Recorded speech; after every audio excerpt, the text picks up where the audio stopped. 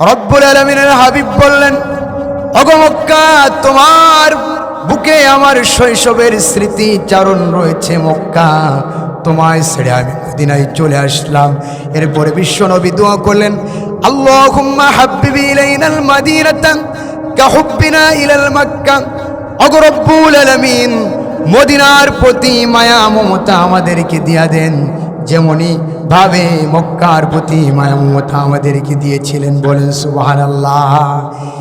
এই হাদিস থেকে, আল্লাহ নবী থেকে আসন্ন নির্বাচনে 2026 যারা নির্বাচন করবেন, দেশপ্রেমের সবক নিতে হবে। কথা বলেন ঠিক কি ঠিক না? আপনারা ক্ষমতার মোহে পড়ে আপনারা বলছেন যে উলামায়ে কেরাম জঙ্গি, সন্ত্রাসী, আর যত দেশপ্রেমিক আপনারা এই জঙ্গি তকমা দিয়ে নিজেদেরকে দেশপ্রেমিক ভেবে আপনারা ক্ষমতায় যাওয়ার চেষ্টা করছেন। আপনারা কখনো ক্ষমতায় যেতে পারবে না যদি আল্লাহ নবীর থেকে দেশপ্রেমের শিক্ষা না নেন। কথা বলেন ঠিক কি ঠিক না? মুসলমান ভাইরা আমার, এই জন্য আল্লাহ নবী বললেন, রাষ্ট্রীয় সম্পদকে গনিমত যারা মনে করবে, নিজের সম্পদ যারা মনে করবে, তখন বুঝতে হবে কিয়ামতের সময় আর বেশি নাই, আল্লাহর আযাব এবং গজবের সময় আর বাকি নাই। কথা বলেন ঠিক কি ঠিক না? 2 নম্বর অপরাধ হলো, আল্লাহ নবী, বিশ্বনবী জনাবে মুহাম্মদুর রাসূলুল্লাহ সাল্লাল্লাহু আলাইহি ওয়াসাল্লাম বললেন, ওয়াল আমানাতু মাগনামান, আমানতের খেয়ানত শুরু হয়ে যাবে। আমানতের খেয়ানত শুরু হয়ে যাবে। কি আমানতের খেয়ানত শুরু হচ্ছে কি হচ্ছে না? আপনারা বিগত 17 বছর 16 বছর দেখেছেন যেভাবে আমানতের খেয়ানত হয়েছে। গোটা বাংলাদেশের স্বাধীনতার পর থেকে এরকম খেয়ানত কখনো হয় নাই। কথা বলেন, হয়েছে? হয় নাই। অথচ আমানত এটা হলো মুমিনের সবচাইতে বড় গুণ। কোরআনুল কারীম ঘোষণা করলেন সূরাতুল মুমিন 18 নম্বর পারার ভিতরে রব্বুল আলামিন মুমিনের গুণাবলী বর্ণনা করেছেন। রব্বুল আলামিন বললেন, ওয়াল্লাযীনা হুম লিআমানাতিহিম ওয়া আহদিহিম রাউন। মুমিন তারাই যারা আমানতের খেয়ানত করবে না। আমানতদার তারাই হলো মুমিন। যেমন মুমিন ছিলেন জনাবে মুহাম্মদুর রাসূলুল্লাহ সাল্লাল্লাহু আলাইহি ওয়াসাল্লাম। 2024 যখন ছাত্র জনতা আন্দোলন করেছিলেন, আমার দেশের লেলি ফেরাউন শেখ হাসিনা 16টি লেগেজ গুছিয়ে সে দিল্লিতে চলে গিয়েছিল। যদি একটু সময় পেতেন তাহলে গোটা বাংলাদেশ দাদাবাবুদের কাছে লিখে দিতেন। কথা বলেন ঠিক কি ঠিক না?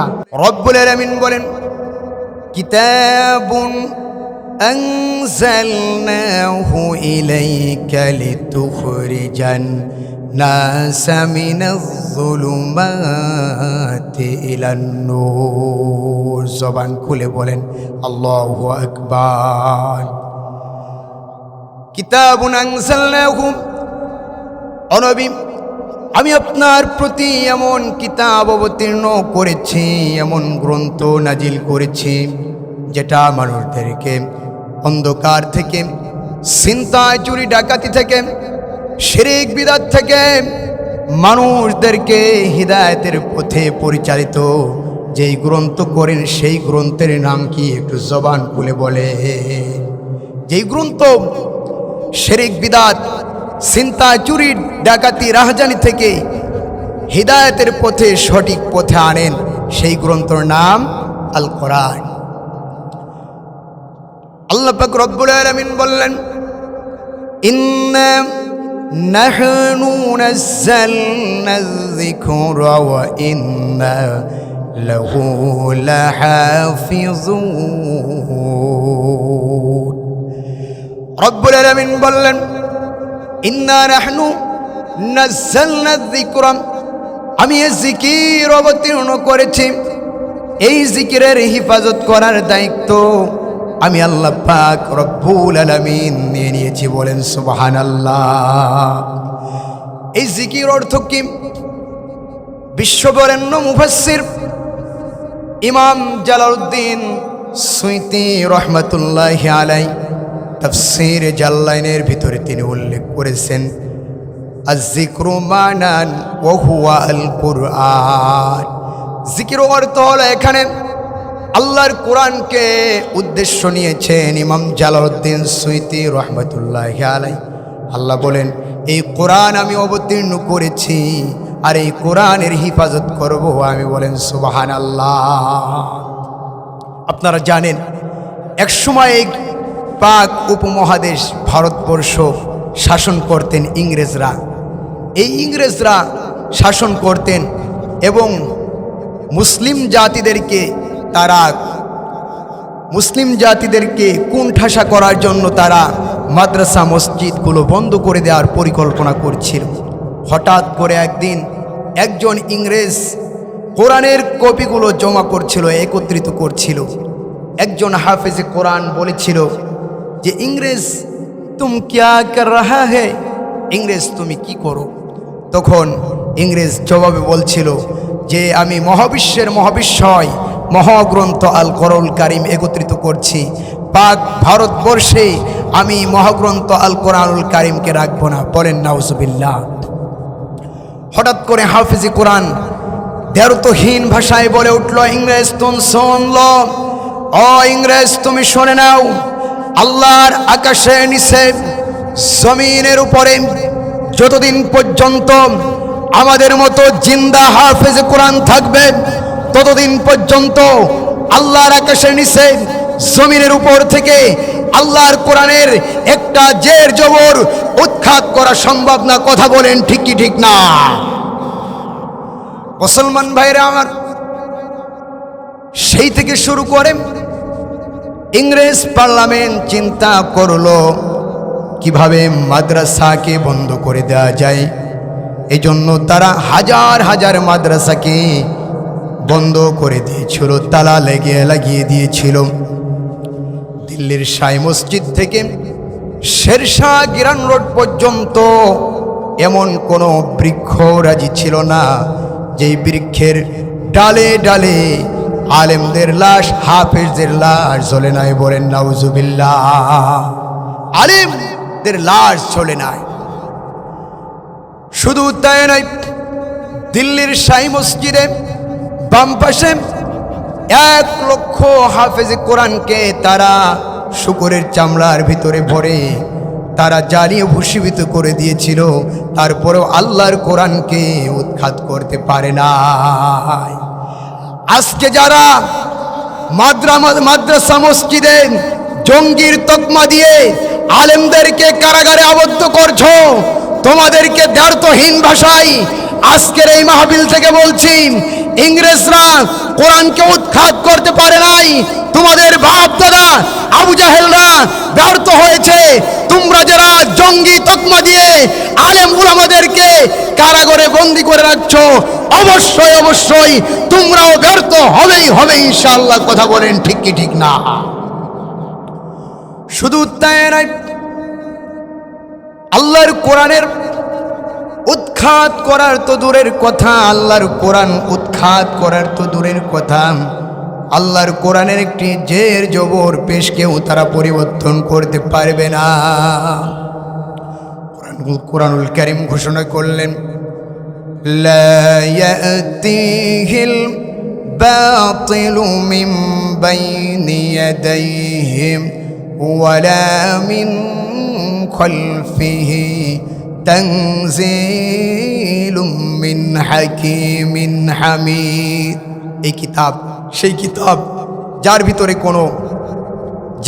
ভিতরে কোনো পরিবর্তন নাই। বলেন সুবহানাল্লাহ। এই কোরআন পরিবর্তন নাই তা না, এই কোরআন শুনে অমুসলিমরাও কেঁদেছে। আল্লাহ নবীর প্রিয় সাহাবী হযরতে জাফর ইবনে আবি তালেব রাদিয়াল্লাহু তাআলা আনহু যখন ইসলামের সুশীতল ছায়াতলে আগমন করলেন, মক্কার কাফেরেরা হযরতে জাফর ইবনে আবি তালিবকে নির্যাতনের স্টিম রোলার হযরতে জাফরের উপর চাপিয়ে দেওয়া হলো।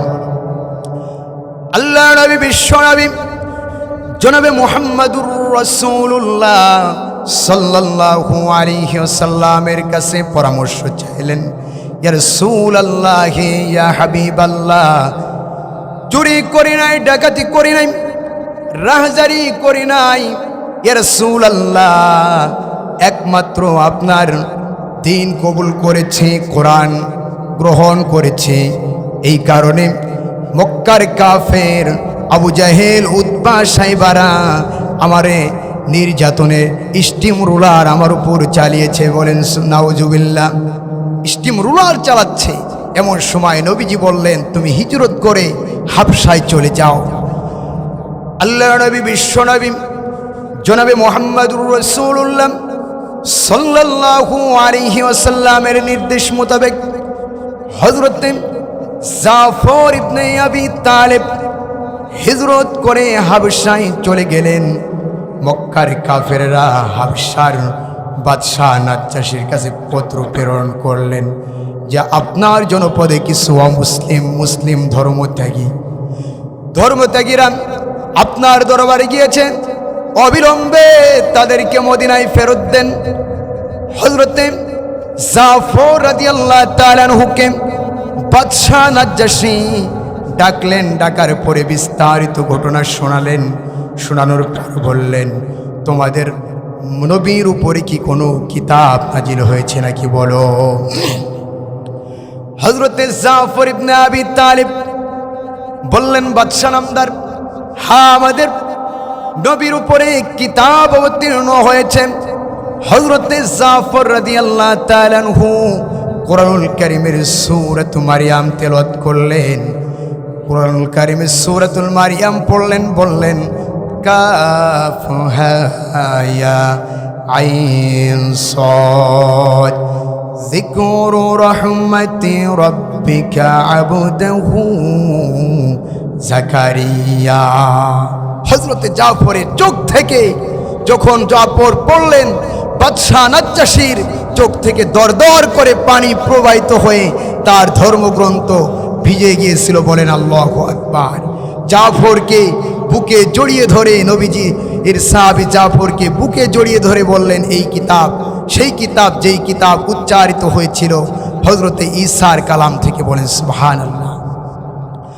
শুধু তাই নয়, আল্লাহর নবী, বিশ্ব নবী জনাবে মুহাম্মদুর রাসূলুল্লাহ সাল্লাল্লাহু আলাইহি ওয়াসাল্লাম যখন কালামে পাক তেলাওয়াত করতেন, আল্লাহর কালাম থেকে যখন তেলাওয়াত করতেন, আবু জাহেলের মতো কাফের, উতবা, সাইবার মতো কাফের গভীর রজনীতে নিজের আরামের ঘুমটাকে হারাম করে বিশ্ব নবী দরবারে কান পেতে দাঁড়ায় থাকতো। বলেন সুবহানাল্লাহ। যে আল্লাহর কোরআন আবু জাহেলের মতো কাফের, উতবা, সাইবার মতো কাফেরকে ঘর থেকে টেনে হেসড়ে বের করে কোরআন শোনাতে পারে, যে আল্লাহর কোরআন জাফরের কণ্ঠে তেলাওয়াত শুনে বাদশাহ নাজ্জাশী চোখ থেকে দর দর করে পানি প্রবাহিত করতে পারে, সে আল্লাহর কোরআন শোনার দরকার আছে না নাই? কোরআন শুনতে হবে তো, কোরআন শুনতে হবে। ইতিমধ্যে আমি সূরাতুর রুমের 41 নং আয়াত কারিমা আপনাদের খিদমতে পাঠ করেছি। আল্লাহ তাআলা যদি তৌফিক দান করেন, ঘোষিত আয়াতের আলোকে তথ্য সমৃদ্ধ আলোচনা এবং তাফসীর পেশ করার চেষ্টা করব ইনশাআল্লাহ।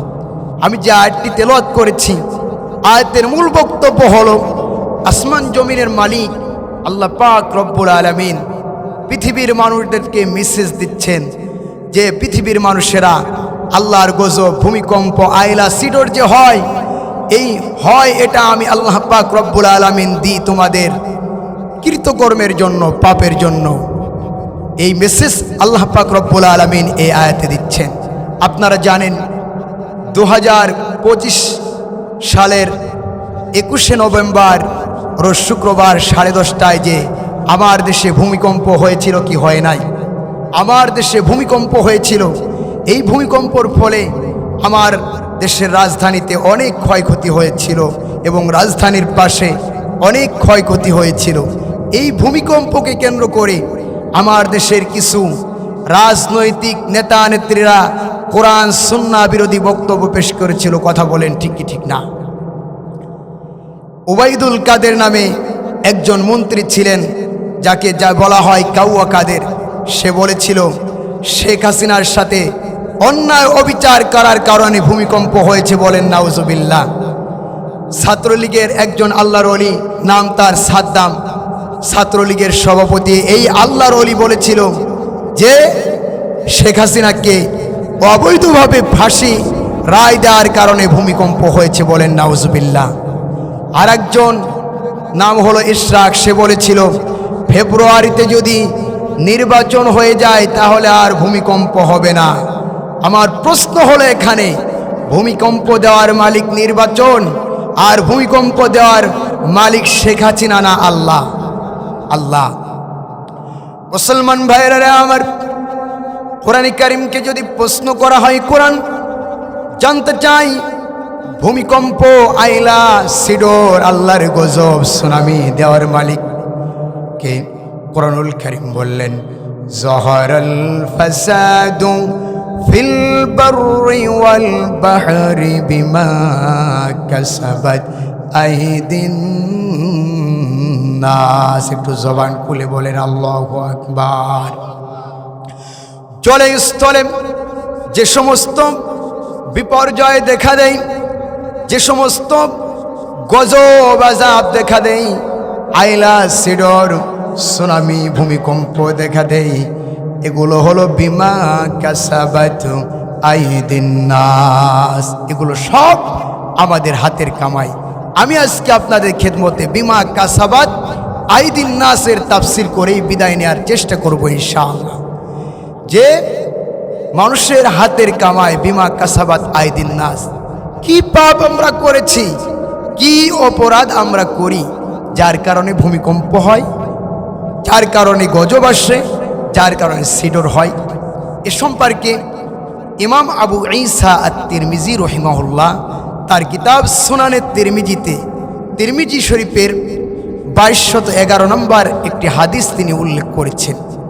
হাদিসটি বিশ্ববিখ্যাত সাহাবী হযরতে আবু হুরায়রা রাদিয়াল্লাহু তাআলা আনহু বলেন, মুসলমান ভাইরা আমার, আল্লাহর নবীর প্রিয় সাহাবী হযরতে আবু হুরায়রা রাদিয়াল্লাহু তাআলা আনহু আল্লাহর নবী, বিশ্ব নবীর দরবারে সব সময় পড়ে থাকতেন। হযরতে আবু হুরায়রা বললেন, ইয়া রাসূলুল্লাহ, ইয়া হাবিবাল্লাহ, যা কিছু শুনি সব কিছু ভুলে যাই। আফাতুল ইলমি নিসিয়ান, ইলমের আফাত, ভুলে যাওয়া। যা কিছু শুনি সব কিছু ভুলে যাই। ইয়া রাসূলুল্লাহ, ইয়া হাবিবাল্লাহ, আপনি আমার জন্য একটু দোয়া করেন।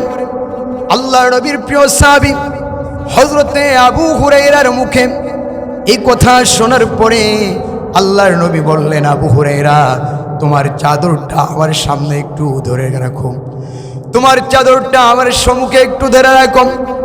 হযরতে আবু হুরায়রা চাদরটা বিশ্ব নবী জনাবে মুহাম্মদুর রাসূলুল্লাহ সাল্লাল্লাহু আলাইহি ওয়াসাল্লামের সম্মুখে ধরলেন। ধরার পরে বিশ্ব নবী বারাকা দিয়ে দিলেন, চাদরটাকে বললেন বুকে ধারণ করো।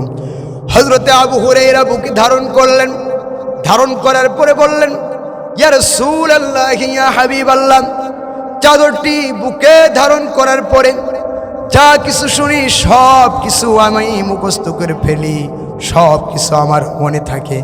এই জন্য মাদ্রাসার মাহফিল যেহেতু, একটা কথাই আমি আপনাদেরকে বলবো, ছাত্র ভাইদেরকে, আমার প্রাণ প্রিয় ছাত্র ভাইরা, হেফজ হয় না, মুখস্থ হয় না, হুজুরদের কাছে পরামর্শ করতে হবে।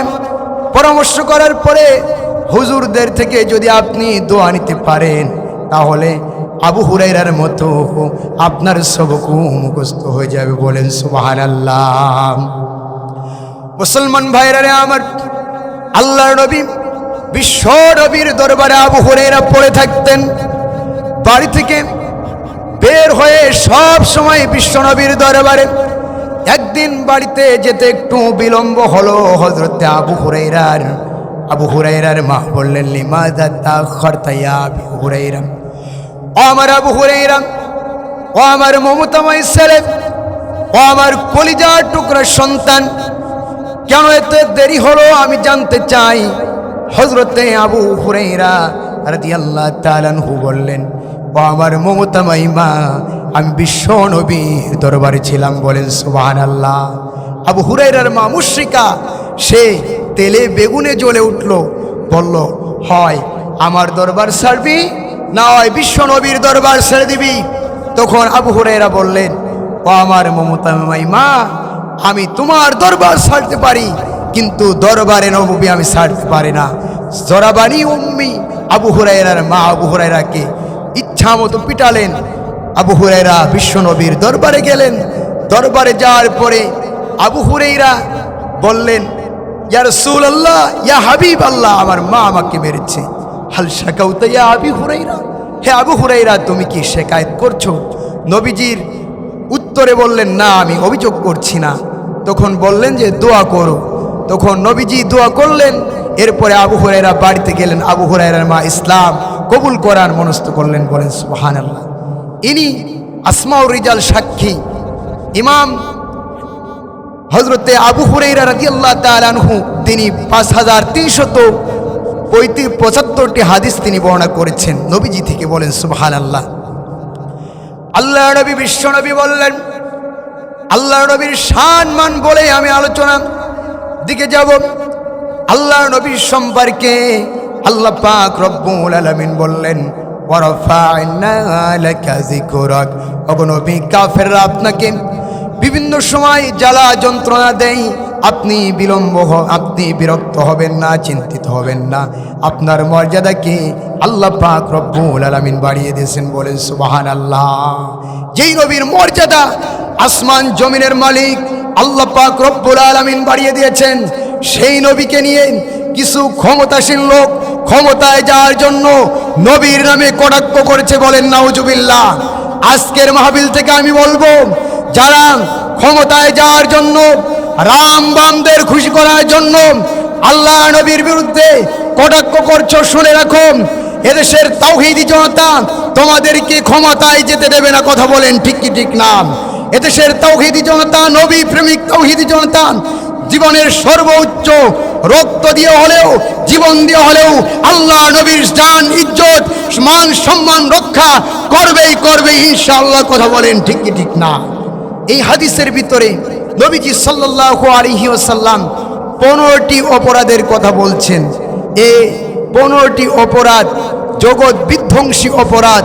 এই 15টি অপরাধ যদি এই জনপদে জারি থাকে, আসমান জমিনের মালিক আল্লাহ পাক রব্বুল আলামিন এই জমিনকে ধ্বংস করে দিবেন। বলেন নাউজুবিল্লাহ। এই জন্য এই 15টি অপরাধ যদি আমাদের ভিতরে থাকে, আমরা তওবা করব তো ইনশাআল্লাহ। নাম্বার 1, নবীজি বলেন, মুসলমান ভাইয়েরা আমার, আল্লাহ নবী বিশ্ব নবী জনাবে মুহাম্মদুর রাসূলুল্লাহ সাল্লাল্লাহু আলাইহি ওয়াসাল্লাম বললেন, ইদা তুখিদাল ফাইউদু ওয়ালা, ইদা তুখিদাল ফাইউদু ওয়ালা।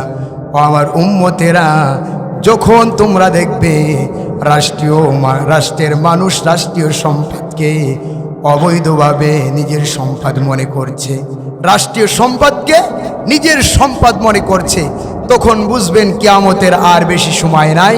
আর এই অপরাধ যদি দেখা দেয়, আল্লাহর আযাবের আর বিকল্প কোনো পদ্ধতি নাই। বলেন ঠিক কি ঠিক না? আপনারা জানেন, বিগত দিনে যে সমস্ত আল্লাহর ওলিরা রাষ্ট্র চালিয়েছেন, যারা তাহাজ্জুদ পড়েছেন এবং কোরআন শরীফ পড়তেন, মদিনার সনদে দেশ চালানোর ওয়াদা অঙ্গীকার এবং প্রতিশ্রুতি তারা দিয়েছিলেন, তারা যে যত প্রকার রাষ্ট্রীয় সম্পদকে যেভাবে তসরুফ করেছে, পৃথিবীর ইতিহাসে এরকম তসরুফ কেউ করে নাই। কথা বলেন ঠিক কি ঠিক না? আপনারা জানেন, একজন আল্লাহর ওলি উবাইদুল কাদের সেতু মন্ত্রী, সে 681 কোটি টাকা সে আত্মসাৎ করেছে। বলেন সুবহানাল্লাহ। আপনারা জেনে অবাক হবেন, শেখ হাসিনা সহ, জয় এবং তার বোন সহ 394 কোটি 60,62,000 টাকা তারা আত্মসাৎ করেছেন। বলেন সুবহানাল্লাহ। এইভাবে তারা আত্মসাৎ আর আত্মসাৎ তারা করতেছে। অথচ এই আত্মসাৎ দুদক যদি না থাকতো, এই রিপোর্ট যদি না করতো, ধরা যেত না। কথা বলেন ঠিক কি ঠিক না? আপনারা জানেন এভাবে করে আমার দেশের চোরারা রাষ্ট্রীয় সম্পদকে নিজের সম্পদ মনে করে তারা এদেশের সম্পদ চুরি করে কানাডায় বাড়ি বেগমপাড়া নির্মাণ করেছে। আপনারা জানেন মালয়েশিয়ায় ফ্যাক্টরি নির্মাণ করেছে, লন্ডন আমেরিকায় তারা বাড়ি বানাচ্ছে, আর মুখে বলে আমরা দেশপ্রেমিক, আমার সোনার বাংলা, আমি তোমায় ভালোবাসি। কথা বলেন ঠিক কি ঠিক না? সোনার বাংলার শিক্ষা আল্লাহ নবী থেকে নিতে হবে, দেশপ্রেমের শিক্ষা। মুখে যতই আমরা সোনার বাংলা বলি, আসলেই আমরা তো সোনার বাংলা পেটের ধান্দায় বলি। কথা বলেন ঠিক কি ঠিক না? মুসলমান ভাইরা আমার, আল্লাহ নবী বিশ্ব নবী জনাবে মুহাম্মদুর রাসূলুল্লাহ আলাইহি ওয়াসাল্লাম যখন মক্কাতুল মুকাররমা থেকে মদিনাতুল মুনাওয়ারায় চলে গেলেন, মদিনাতুল মুনাওয়ারায় যাওয়ার পরে মক্কা দিকে লক্ষ্য করে বললেন, রব্বুল আলামিনের হাবিব বললেন, ওগো মক্কা, তোমার বুকে আমার শৈশবের স্মৃতি চারণ রয়েছে। মক্কা, তোমায় ছেড়ে আমি মদিনায় চলে আসলাম। এরপরে বিশ্বনবী দোয়া করলেন, আল্লাহুম্মা হাব্বিবি ইলাইনাল মাদিনাতা কাহুব্বিনা ইলাল মক্কা। ওগো রব্বুল আলামিন, মদিনার প্রতি মায়া মমতা আমাদেরকে দিয়া দেন, যেমনই ভাবে মক্কার প্রতি মায়া মমতা আমাদেরকে দিয়েছিলেন। বলেন সুবহানাল্লাহ। এই হাদিস থেকে, আল্লাহ নবী থেকে আসন্ন নির্বাচনে 2026 যারা নির্বাচন করবেন, দেশপ্রেমের সবক নিতে হবে। কথা বলেন ঠিক কি ঠিক না? আপনারা ক্ষমতার মোহে পড়ে আপনারা বলছেন যে উলামায়ে কেরাম জঙ্গি সন্ত্রাসী, আর যত দেশপ্রেমিক আপনারা এই জঙ্গি তকমা দিয়ে নিজেদেরকে দেশপ্রেমিক ভেবে আপনারা ক্ষমতায় যাওয়ার চেষ্টা করছেন। আপনারা কখনো ক্ষমতায় যেতে পারবে না যদি আল্লাহ নবীর থেকে দেশপ্রেমের শিক্ষা না নেন। কথা বলেন ঠিক কি ঠিক না? মুসলমান ভাইরা আমার, এই জন্য আল্লাহ নবী বললেন, রাষ্ট্রীয় সম্পদকে গনিমত যারা মনে করবে, নিজের সম্পদ যারা মনে করবে, তখন বুঝতে হবে কিয়ামতের সময় আর বেশি নাই, আল্লাহর আযাব এবং গজবের সময় আর বাকি নাই। কথা বলেন ঠিক কি ঠিক না? 2 নম্বর অপরাধ হলো, আল্লাহ নবী বিশ্ব নবী জনাবে মুহাম্মদুর রাসূলুল্লাহ সাল্লাল্লাহু আলাইহি ওয়াসাল্লাম বললেন, ওয়াল আমানাতু মাগনামান, আমানতের খেয়ানত শুরু হয়ে যাবে। আমানতের খেয়ানত শুরু হয়ে যাবে। কি আমানতের খেয়ানত শুরু হচ্ছে কি হচ্ছে না? আপনারা বিগত 17 বছর 16 বছর দেখেছেন যেভাবে আমানতের খেয়ানত হয়েছে। গোটা বাংলাদেশের স্বাধীনতার পর থেকে এরকম খেয়ানত কখনো হয় নাই। কথা বলেন, হয়েছে? হয় নাই। অথচ আমানত এটা হলো মুমিনের সবচাইতে বড় গুণ। কোরআনুল কারীম ঘোষণা করলেন সূরাতুল মুমিন 18 নম্বর পারার ভিতরে রব্বুল আলামিন মুমিনের গুণাবলী বর্ণনা করেছেন। রব্বুল আলামিন বললেন, ওয়াল্লাযীনা হুম লিআমানাতিহিম ওয়া আহদিহিম রাউন। মুমিন তারাই যারা আমানতের খেয়ানত করবে না, আমানতদার তারাই হলো মুমিন। যেমন মুমিন ছিলেন জনাবে মুহাম্মদুর রাসূলুল্লাহ সাল্লাল্লাহু আলাইহি ওয়াসাল্লাম। 2024 যখন ছাত্র জনতা আন্দোলন করেছিলেন, আমার দেশের লেলি ফেরাউন শেখ হাসিনা 16টি লেগেজ গুছিয়ে সে দিল্লিতে চলে গিয়েছিল। যদি একটু সময় পেতেন তাহলে গোটা বাংলাদেশ দাদাবাবুদের কাছে লিখে দিতেন। কথা বলেন ঠিক কি ঠিক না? অথচ আল্লাহ নবী বিশ্ব নবী যখন হিজরত করে মক্কা থেকে মদিনায় আসলেন, তখন হযরতে আলীর কাছে সমস্ত আমানতের মালগুলো বুঝিয়ে দিয়েছিলেন। বলেন সুবহানাল্লাহ। আল্লাহ নবীর প্রিয় সাহাবী হযরতে আলী রাদিয়াল্লাহু তাআলা আনহু মক্কার সকল কুফার শক্তিদের আমানতগুলো বুঝিয়ে দিলেন।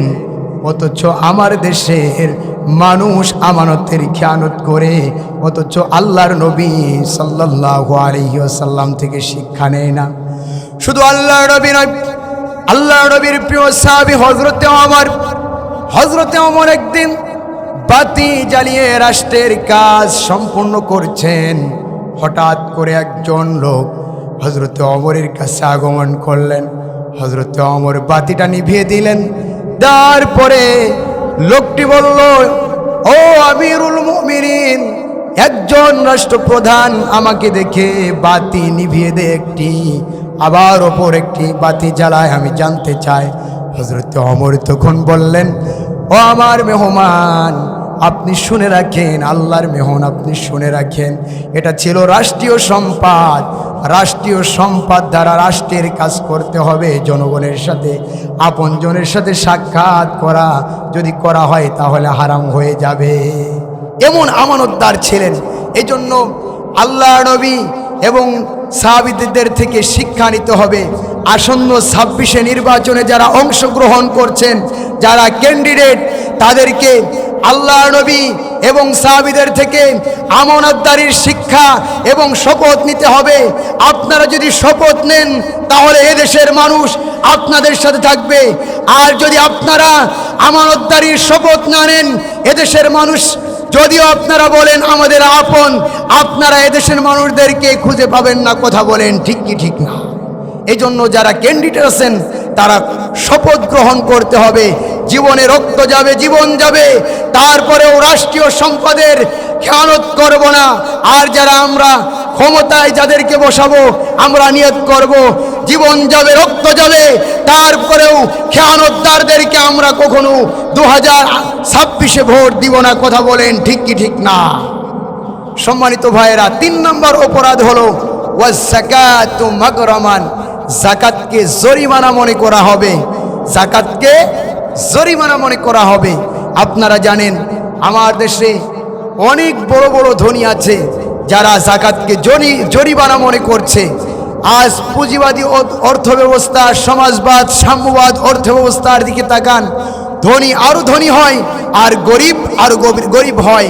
এই যদি আমাদের তালবাহানা হয় তাহলে ধনী এবং গরিবের ভিতরে একটা বিরাট পার্থক্য হয়ে যাবে। এই জন্য যদি দরিদ্রতা বিমোচন করতে হয় তাহলে ইসলামের সুশীতল ছায়াতলে এসে জাকাত ভিত্তিক অর্থব্যবস্থা আমাদের কায়েম করতে হবে। আমরা জাকাত ভিত্তিক অর্থব্যবস্থা যদি কায়েম করতে পারি তাহলে ওমর ইবনে আব্দুল আজিজের মতো হবে যে জাকাত নিয়ে দাঁড়ায় থাকবে। এই খালিয়ার মোড়ে কিন্তু জাকাত গ্রহণ করার লোক পাবে না। যদি আমরা জাকাত ভিত্তিক অর্থব্যবস্থা কায়েম করতে পারি তাহলে আগামীর দেশ হবে ইসলামের দেশ, আগামীর দেশ হবে দরিদ্র বিমোচনের দেশ। কথা বলেন ঠিক কি ঠিক না? শুধু তাই নয়, 4 নম্বর 5 নম্বর গুণ হলো আল্লাহ নবী, বিশ্ব নবী সাল্লাল্লাহু আলাইহি ওয়াসাল্লাম 5 নম্বর অপরাধ সম্পর্কে বলেন। আল্লাহ নবী, বিশ্ব নবী বলেন, ওয়া তুল্লিমা লিগাইরিদ্দিন, যারা এলেম শিখবে তারা দুনিয়াবি শিক্ষা দীক্ষার জন্য দুনিয়াবি উদ্দেশ্যে এলেম শিখবে।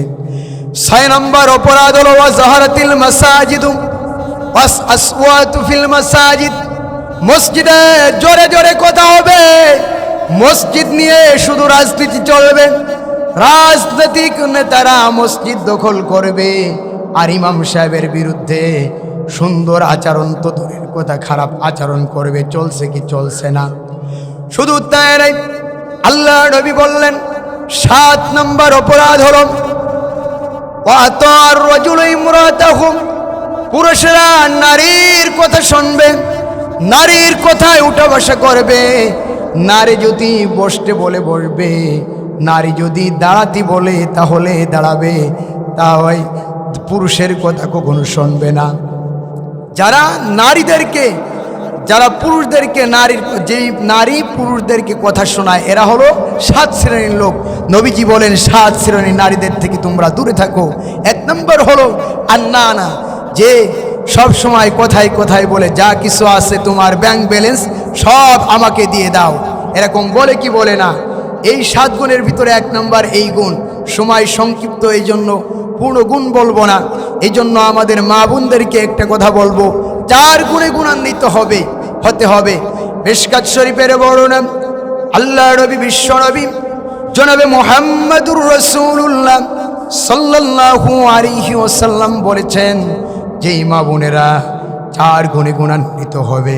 4 গুণে গুণান্বিত হলে আল্লাহ নবী বিশ্বনবী বলেন, ও মা বোনেরা, তোমাদের জন্য জান্নাত অপেক্ষা করবে। 1 নম্বর হলো খামসুনা সালাওয়াত, 5 ওয়াক্ত নামাজ আদায় করতে হবে, রমজান শরীফের রোজা রাখতে হবে, ওয়া আতাআত বালাহা, স্বামীর খিদমত করতে হবে, ওয়া আতাআত বালাহা, এরপরে লজ্জা স্থানের হিফাজত করতে হবে। এই 4 গুণে গুণান্বিত নারীদেরকে আল্লাহর নবী বলেন জান্নাত তাদের অপেক্ষা করবে। বলেন সুবহানাল্লাহ। 4 গুণে গুণান্বিত হতে হবে। 7 নম্বর নবীজি বলেছেন ওয়া আতাআর রাজুলু ইমরাতাহু, নারীদের আনুগত্য করবে পুরুষ, ওয়া আদনা সাদিকাহু, বন্ধুকে আপন মনে করবে, আকসাবাহু, পিতামাতাকে দূরে সরাই দিবে। দিচ্ছে কি দিচ্ছে না? এ অপরাধ আছে না নাই? আছে, এই এলাকায় মনে হয় নাই। এরপরে নবীজি বলেন ওয়া জাহারাত ওয়া সাদাল কবিলাতা ফাসিকুহুম, জনগণের জনপ্রতিনিধি যারা হবে তারা হবে চালচোর, গমচোর, ছিনতাইকারী, চুরিকারী, দুর্নীতিবাজ, টেন্ডারবাজ, নারীখোর এবং জোর করে অন্যের ধন সম্পদ দখল করবে। জনগণের জনপ্রতিনিধি চলছে কি চলছে না? আপনারা জানেন টাঙ্গাইলে একজন নেতা, সে একজন গৃহবধূ, সে আমাদের বোন হয়, তাকে কি করলো? তাকে বলল তোকে আমি অনেক দিন ধরে টার্গেটে রাখছি, তোকে আমি খাবো, তোকে আমি ভোগ করব, ভোগ করতে আমাকে দিতে হবে। সে জোর করে তাকে ধর্ষণ করেছে। এরকম নেতা এই এলাকায় আসে না নাই? এ এলাকায় মনে হয় নাই, এ এলাকায় সব আল্লাহর ওলি। এভাবে একজন লোক 14 লক্ষ টাকা দিয়ে জমি ক্রয় করেছে, ব্যবসা বাণিজ্য করবে, তার কোনো সন্তান নাই। সে 14 লক্ষ টাকা দিয়ে জমি ক্রয় করেছে, যার কারণে জোর জবরদস্তি করে আরেকজন নেতা কি করেছে? তার জমিগুলো দখল করার চেষ্টা করছে। এরকম নেতাদের স্বভাব আছে না নাই? এই জন্য একটা এক্সাম্পল আপনাদের খেদমতে পেশ করব। সেটা হলো, মনে করেন একটা বাস এই যশোর থেকে আপনার কুমিল্লায় যাবে। বাসের সামনে সিট আছে 20টি, পিছের সিট আছে 20টি। সামনের 20 জন সিটে সাইকুল হাদিস 20 জন বসা। এরপরে যে সিট আছে, এরপরে যা আছে সবাই পীর। আর বাসের চালক যে আছে, বাসের চালক সে হলো গাঁজাখোর, মদখোর। সে সব সময় ধান্দা করে কিভাবে গাঁজা খাবো, কিভাবে মদ খাবো। এই গাঁজাখোর বাসওয়ালা ড্রাইভিং করে কি কুমিল্লায় নিতে পারবে? কখনো পারবে না। ঠিক তদ্রূপভাবে আজকের এই মাহফিল থেকে বলবো, 95% মুসলমানের দেশে শাহজালাল শাহপরানের এই পূর্ণভূমিতে যদি আপনারা আগামীর পবিত্র সংসদে গাঁজাখোর, মদখোর, আরিয়াবাখোর এবং ছিনতাইকারী, চুরিকারী, দুর্নীতিবাজদেরকে যদি আগামীর পবিত্র সংসদের চালক যদি বানান, তাহলে এই দেশ আর সুহালে চলবে না। এই দেশে অশান্তির দাবানল দাউ দাউ করে জ্বলবে। এই জন্য আজকের এই মাহফিল থেকে বলবো, যদি আপনারা এখন থেকে সিদ্ধান্ত নেন আগামীর আসন্ন 26 নির্বাচনে যদি আপনারা আগামীর বাংলাদেশে আলেমদেরকে ক্ষমতায় আনেন, তাহলে আগামীর বাংলাদেশ হবে ইসলামের বাংলাদেশ, আগামীর বাংলাদেশ হবে কোরআনের বাংলাদেশ, আগামীর বাংলাদেশ হবে আল্লাহর কোরআনের বিধিবিধান মোতাবেক চলার বাংলাদেশ। কথা বলেন ঠিক কি ঠিক না? এই জন্য দল মত নির্বিশেষে সকলকে ঐক্যবদ্ধ হতে হবে।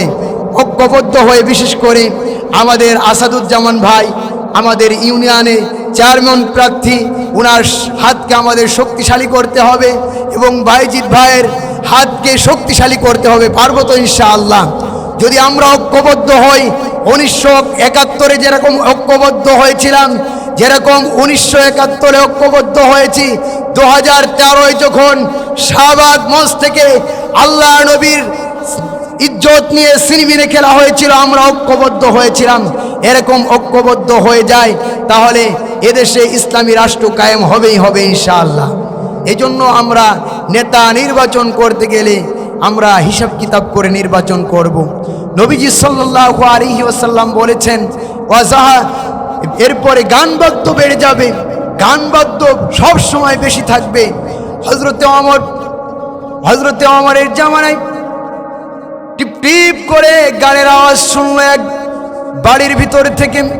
হজরতে ওমর বলতে লাগলো, কি ব্যাপার, আমার রাজ্যের ভিতরে গানের আওয়াজ, জানতে চাই। হজরতে ওমর ঘরের দরজায় কড়া আঘাত করলেন। কড়া আঘাত করার পরে ঘরের দরজা না খোলার কারণে পিছন থেকে গেলেন। এরপরে বললেন, কি ব্যাপার, আমার রাজ্যে তোমরা গান বাদ্য বাজাচ্ছ, তোমার কি সাহস হয়? তুমি কি জানো না গান বাদ্য হারাম? গান বাদ্য হারাম মহিলা, তুমি কি জানো না? তখন সেই লোকটি বলছে যে, হে ওমর, আমি আল্লাহর কোরআনের একটি আয়াতকে লঙ্ঘন করেছি, আর আপনি আল্লাহর কোরআনের তিনটা আয়াতকে লঙ্ঘন করেছেন। দেখেন কি জবাব মহিলা দিয়ে দিলেন। যাই হোক, এক কথা আমি বলছি, গান বাদ্য বেড়ে যাবে। এরপরে নবীজি সাল্লাল্লাহু আলাইহি ওয়াসাল্লাম বলছেন, ওয়াশুরিবাতিল খামর, মদ পান বেড়ে যাবে। মদ পান কি বেড়ে যাবে। এরপরে নবীজি বলেন, পূর্ববর্তীরা পরবর্তীদেরকে গালি দিবে। এই 15টি অপরাধ যদি আমার সমাজে জারি হয়ে যায়, তখন নবীজি বলেছেন যে তোমরা অপেক্ষায় থাকো, আযাব, গজব এবং ভূমিকম্পর এবং বিভিন্ন রূপ পরিবর্তনের রোগের তোমরা অপেক্ষা করো। এই 15টি অপরাধ আমাদের ভিতরে আছে কিনা? এই 15টি অপরাধের ফলে আল্লাহর গজব আসছে। আগে ডায়াবেটিস ছিল না, কিন্তু ডায়াবেটিস এবং বিভিন্ন ধরনের রোগ আসছে। এর কারণ কি? 15টা অপরাধ আমাদের ভিতরে রয়েছে। এই জন্য 15টি অপরাধ থেকে আমাদেরকে তওবা করতে হবে। মুসলমান ভাইরা আমার, সুনানে তিরমিজির বর্ণনা, আল্লাহর নবী, বিশ্ব নবী জনাবে মুহাম্মদুর রাসূলুল্লাহ সাল্লাল্লাহু আলাইহি ওয়াসাল্লাম বললেন, আত-তাইবু হাবিবুল্লাহ, তওবাকারী আল্লাহর বন্ধু। আল্লাহ পাক রব্বুল আলামিন তওবার ঘোষণা দিয়েছেন। কোরআনুল কারীম বলেন, ইয়া আইয়ুহাল্লাযীনা আমানু তুবু ইলাল্লাহি তাওবাতান নাসুহা। ইয়া আইয়ুহাল্লাযীনা আমানু, হে ঈমানদারগণ, তুবু ইলাল্লাহ তাওবাতান নাসুহা, তোমরা খালেস তওবা করো। কেমন তওবা করতে হবে? যেমন তওবা করেছিলেন সাহালাবা নামে একজন নবীর সাহাবী ছিলেন। সাহালাবা, মক্কার হযরতে আব্দুর রহমান এবং সাহালাবার ভিতরে বন্ধুত্ব তৈরি করে দিলেন নবীজি। হযরতে আব্দুর রহমান জিহাদের ময়দানে চলে গেলেন, যার পরে সাহালাবা বাড়িঘর দেখাশোনার দায়িত্ব পেলেন। হযরতে সাহালাবা রাদিয়াল্লাহু তাআলা আনহু যখন আব্দুর রহমান রাদিয়াল্লাহু তাআলা আনহুর বাড়ি ঘর দেখার দায়িত্ব যখন পেয়ে গেলেন, হযরতে সাহালাবা আব্দুর রহমান রাদিয়াল্লাহু তাআলা আনহুর স্ত্রীর হাত স্পর্শ করলেন। স্ত্রীর হাত স্পর্শ করার পরে হযরতে সাহালাবাকে বললেন, ওগো আল্লাহর বান্দা, ইয়া আব্দুল্লাহ, ওগো আল্লাহর বান্দা, তুমি কি আল্লাহকে ভয় পাও না? তুমি কি আল্লাহকে ভয় পাও না?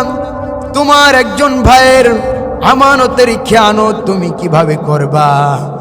হযরতে সাহালাবা রাদিয়াল্লাহু তাআলা আনহু চিন্তিত হলেন, ভারাক্রান্ত হলেন, মর্মাহত হলেন। মর্মাহত হওয়ার পরে হযরতে সাহালাবা, অনুশোচনার আগুন সাহালাবার ভিতরে দাউ দাউ করে জ্বলছে। হযরতে সাহালাবা চিৎকার করে করে বললেন, আমি সব চাইতে বড় গুনাহ করেছি, অপরাধ করেছি। মক্কা থেকে বের হয়ে হযরতে সাহালাবা পাহাড়ে চলে গেলেন, জঙ্গলে চলে গেলেন। হযরতে আব্দুর রহমান যখন যুদ্ধের ময়দান থেকে আসলেন, এরপরে স্ত্রীর সব খবর বলে দিলেন। হযরতে খামসানা, হযরতে সাহালাবার কন্যা খামসানা এদিকে পিতাকে খুঁজছেন, পিতাকে পাচ্ছেন না। হযরতে সাহালাবা খোঁজে চলে গেলেন পাহাড়ের ভিতরে খামসানা। যার পরে বললেন, লিমাযা তাবকি ইয়া আবি, ও আমার কলিজার টুকরা পিতা, আপনি কেন কাঁদেন? হযরতে খামসানাকে বললেন, ও আমার মমতাময়ী মা, মক্কায় আমার চাইতে বড় অপরাধী নাই, বড় অপরাধ করেছি, বড় পাপাচার করেছি। ও খামসানা, আমাকে ফ্রি ভাবে ধরিয়ে নিয়ে যাও না, আমার হাতে রশি পরিয়ে দাও, বেড়ি পরিয়ে দাও। বেড়ি পরার পরে হযরতে খামসানা রশি ধরে টেনে টেনে নিয়ে আসলেন। রশি ধরে টেনে টেনে নিয়ে আসার পরে হযরতে উসমানের দরবারে গেলেন, বিবরণ দিলেন, ও ভাই উসমান, আল্লাহর আকাশের নিচে জমিনের উপরে যত বড় অপরাধী আছে, সবচাইতে বড় অপরাধী আমি। আমার জন্য কি কোনো তওবার ব্যবস্থা আছে? হযরত উসমান বললেন, ইজহাব ইলা রাসূলিল্লাহ, তুমি রাসূলের দরবারে চলে যাও। হযরত সাহাবা, আল্লাহর প্রিয় পয়গম্বরের সাহাবী, হযরতে আলীর দরবারে চলে গেলেন। হযরতে আলীর কাছে ঘটনার বিবরণ দিলেন। হযরতে আলী ভারাক্রান্ত হয়ে বললেন, ভাই সাহাবা, তোমার কাছে আমার কাছে তোমার কোনো তওবার ব্যবস্থা নাই, তুমি চলে যাও উমরের দরবারে। হযরতে ওমরের দরবারে গেলেন। হযরতে ওমরের দরবারে যাওয়ার পরে ওমর চোখটা বড় বড় করে বললেন, তুমি তো মুসলিম বোনের ইজ্জতের খেয়ানত করেছো, আমার দরবারে তোমার কোনো সুপারিশ নাই, তুমি চলে যাও আবু বকরের দরবারে। হযরতে আবু বকরের দরবারে চলে গেলেন। চলে যাওয়ার পরে হযরতে আবু বকর বললেন, উখরুজ, এ সালাবা, তুমি বের হয়ে যাও। হযরতে সালাবা আল্লাহর কাছে কাঁদলেন এবং বললেন, রব্বুল আলামিন, আমি আলীর কাছে গিয়েছি, নিরাশ হয়েছি। আবু বকরের কাছে গিয়ে এসেছি, নিরাশ হয়েছি। ওমরের কাছে গিয়েছি, নিরাশ হয়েছি। উসমানের কাছে গিয়েছি, নিরাশ হয়েছি। আমি বিশ্বনবীর দরবারে চলে যাচ্ছি। ওগো রব্বুল আলামিন, বিশ্বনবীর দিলের ভিতরে মায়া, মমতা, ভালোবাসা ঢেলে দেন। হযরতে সাহাবা বিশ্বনবীর দরবারে চলে গেলেন। চলে যাওয়ার পরে বিশ্বনবী বললেন, ও ভাই সাহাবা, আমি কোরআন না আসলে, ওহী না আসলে আমি কোনো ঘটনার কোনো সমস্যার সমাধান দিতে পারবো না।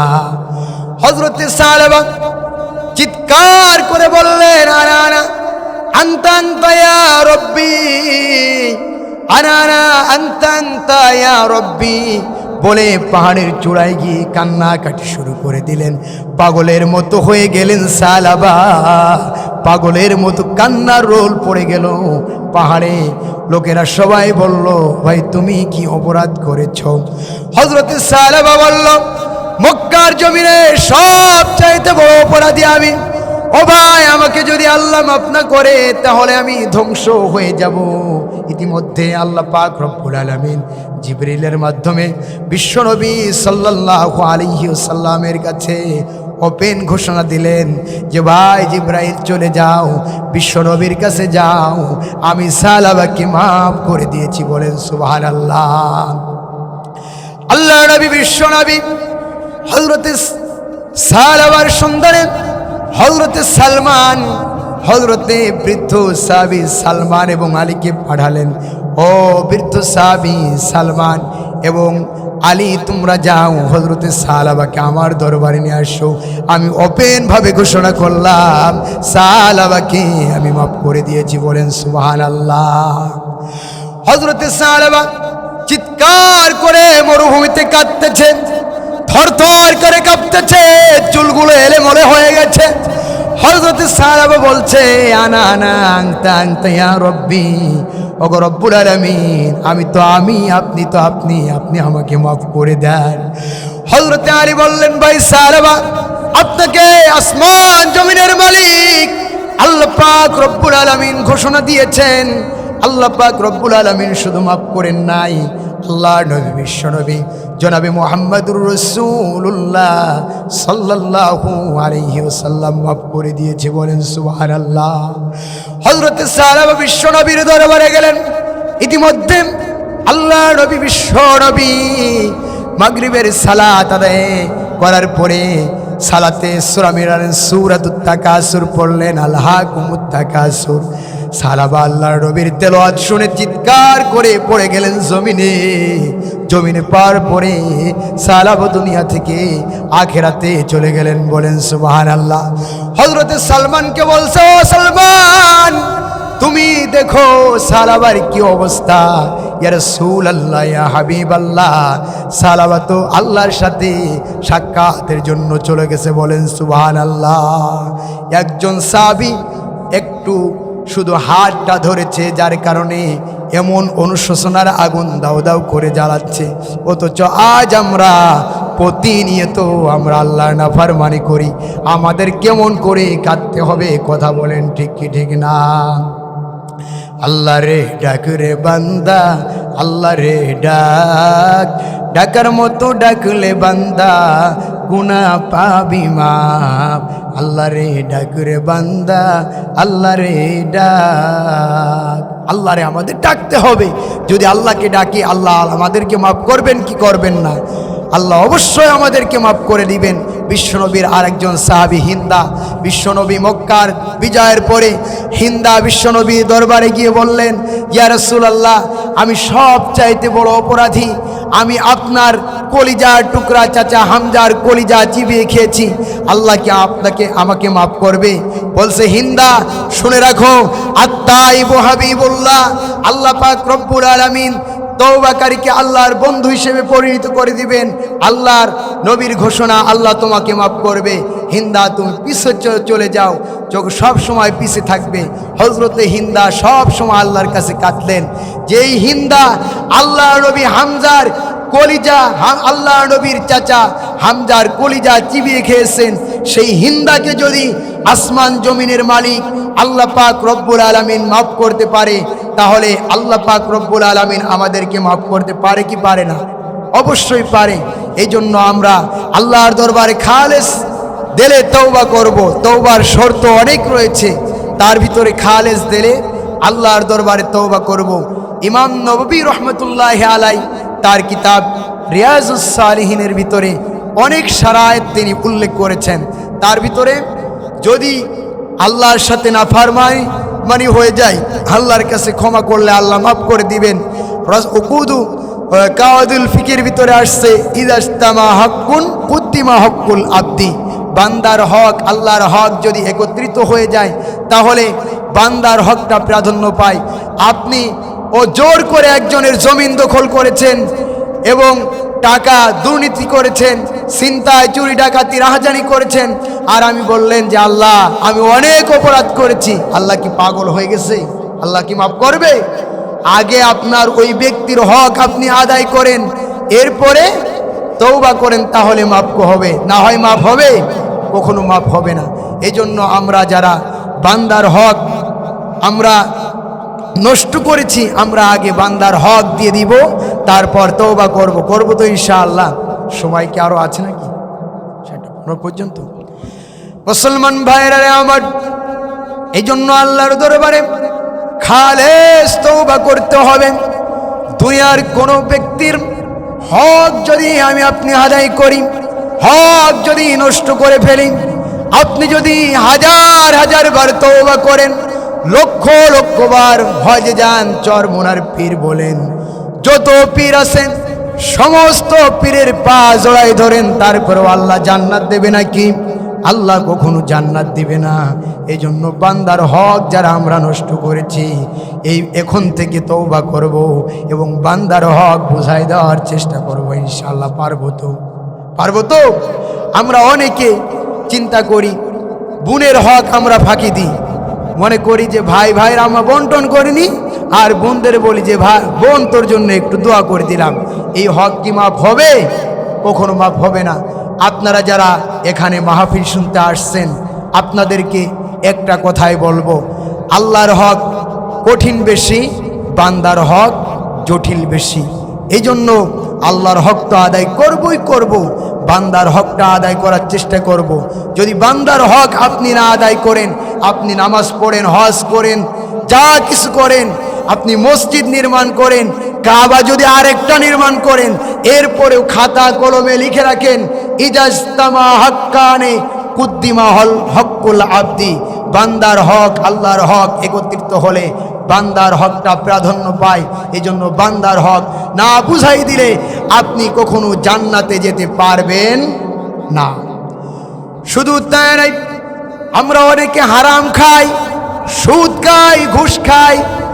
গত সপ্তাহে আমার এক মুসল্লি বলেছে, হুজুর আপনি একটু সুদের বিরুদ্ধে কথা বলেন, আপনি একটু সুদের বিরুদ্ধে কথা বলেন। আর এক মুসল্লি বলছে, না হুজুর সুদের বিরুদ্ধে কথা হবে না। আর এক মুসল্লি বলছে, ঘুষের বিরুদ্ধে কথা বলেন, না ঘুষের বিরুদ্ধে কথা হবে না।